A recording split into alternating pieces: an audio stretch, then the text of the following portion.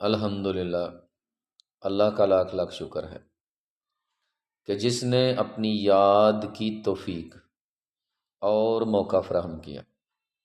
لاکھوں اور کروڑوں درود حضرت محمد مصطفیٰ احمد مجتبیٰ صلی اللہ علیہ وآلہ وسلم کی ذات پر کہ جن کے طفیل مالک الملک نے یہ مہربانی فرمائی۔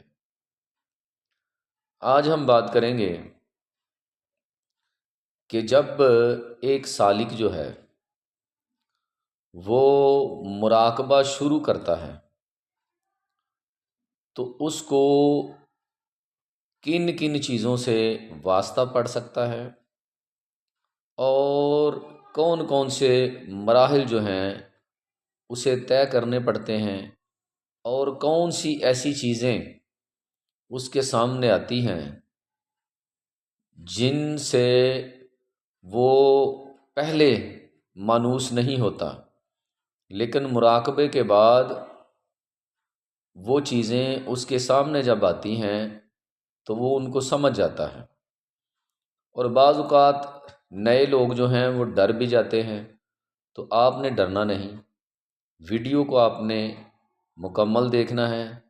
انشاءاللہ جو بھی راہ سلوک کا مسافر اس سفر پہ نکلے گا اسے بہت ساری چیزوں کا پہلے سے علم ہوگا، اور جب علم ہوگا تو پھر جب وہ چیزیں وہ حالات جو ہیں اس کے سامنے آئیں گے تو وہ ان سے ڈرے گا نہیں۔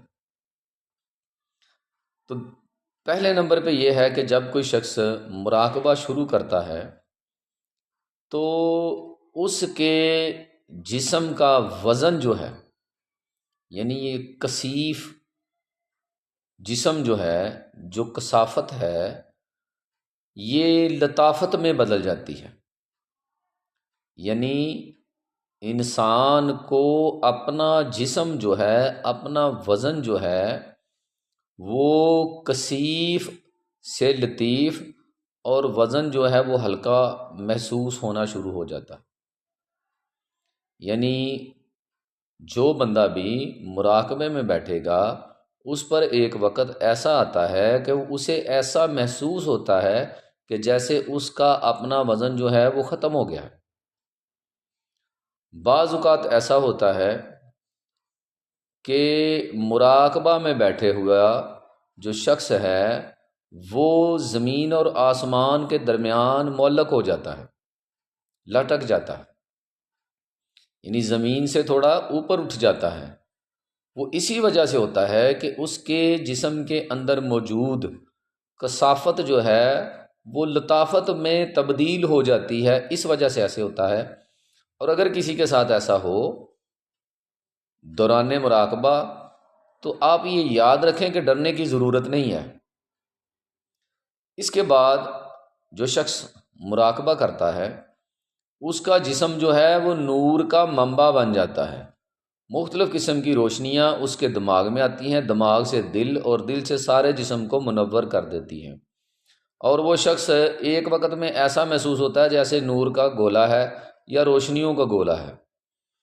تو اس لیے جب ایسی کیفیت بنے تو تب بھی آپ نے ڈرنا نہیں ہے، اپنے مرکز پر قائم رہنا ہے، مرشد کی طرف توجہ رکھنی ہے، تو انشاءاللہ کامیابی جو ہے وہ آپ کا مقدر بنے گی۔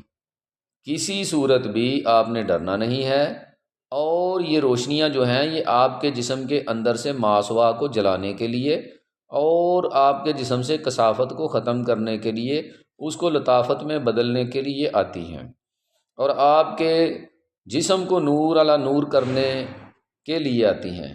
یعنی آپ اپنے جسم کی ساری کثافت کو کھو دیں گے اور لطافت جو ہے آپ میں بھر جائے گی۔ پھر کیا ہوگا کہ جو مراقبہ کرنے والے بندے ہیں وہ تو اپنی بند آنکھوں سے ایسی چیزیں دیکھ لیتے ہیں جو کھلی آنکھوں سے نہیں دیکھی جا سکتی، یعنی ایسے ایسے نظارے اللہ کی ذات جو ہے ان کو دکھاتی ہے کہ کھلی ہوئی آنکھوں سے وہ نہیں دیکھے جا سکتے۔ مراقبہ کرنے کی بڑی اہمیت ہے، اور خاص طور پہ راہ تصوف میں جو مسافر ہیں اس راستے کے، ان کے لیے تو بڑی اہمیت ہے۔ اس سے آپ کے اندر موجود جو کثافت ہے، جو ماسوا ہے، وہ جل جائے گا اور آپ کا جسم جو ہے پیوریفائی ہو جائے گا، خالص ہو جائے گا۔ تو اس لیے آپ نے دیکھا ہوگا کہ مراقبہ کرنے والے لوگ کئی گھنٹوں تک بیٹھے رہتے ہیں۔ وجہ یہ ہوتی ہے کہ ان کی ایک تو پریکٹس ہو گئی ہوتی ہے، دوسرا اللہ تبارک و تعالیٰ ان کے جسم میں ایسی طاقتیں دے دیتا ہے، نور آ جاتا ہے کہ وہ پھر ان کا جسم ہلکا ہو جاتا ہے، لطیف ہو جاتا ہے، ان کو تھکاوٹ وغیرہ بھی محسوس نہیں ہوتی، اور وہ اپنے مزے میں، اپنے مگن میں، اپنی لگن میں اپنے رب سے، اپنے یار سے وصل جو ہے اس کے مزے لوٹتے رہتے ہیں۔ تو اس لیے آپ لوگوں نے کسی بھی صورت گھبرانا نہیں ہے، یہ مراحل جو ہیں وہ آپ کے سامنے آئیں گے اور آپ نے ان کو بڑا ایزی لینا ہے، لائٹ لینا ہے اور اپنا کام جو ہے وہ جاری رکھنا ہے۔ اللہ تبارک و تعالیٰ آپ کو کامیابی ضرور دے گا۔ امید ہے آپ کو بات سمجھ آ گئی ہوگی۔ وما علینا الا البلاغ المبین۔ السلام علیکم۔